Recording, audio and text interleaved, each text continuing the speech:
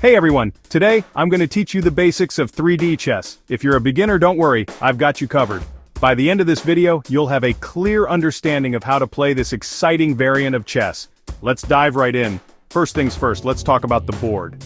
Unlike traditional chess, 3D chess is played on a three-dimensional board consisting of multiple layers. Usually, it has 3 or more boards stacked vertically.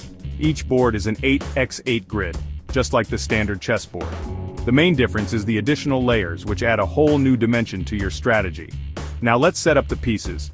Each player starts with the same pieces as in regular chess. 1 king, 1 queen, 2 rooks, 2 knights, 2 bishops, and 8 pawns. The pieces are placed on the bottommost board in the same arrangement as traditional chess.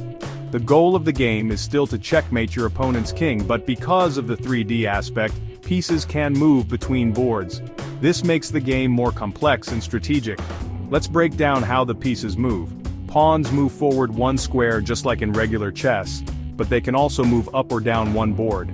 Knights can jump in an L shape on any board and can also move up or down to another board. Bishops move diagonally across any number of squares on the same board or diagonally up and down through layers. Rooks move horizontally or vertically on the same board and can also move up or down through layers. Queens combine the moves of rooks and bishops, giving them a lot of flexibility. And finally, the king moves 1 square in any direction, including up and down, making it crucial to protect.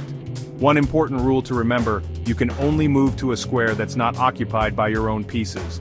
Capture your opponent's pieces by landing on their square just like in regular chess. When it comes to check and checkmate, the principles remain the same.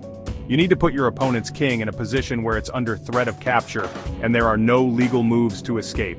Remember, the 3D aspect adds a whole new layer of complexity. Think vertically as well as horizontally. Plan your moves carefully and anticipate your opponent's strategy. That's it for the basic rules of 3D chess. It might seem a bit overwhelming at first, but with practice you'll get the hang of it.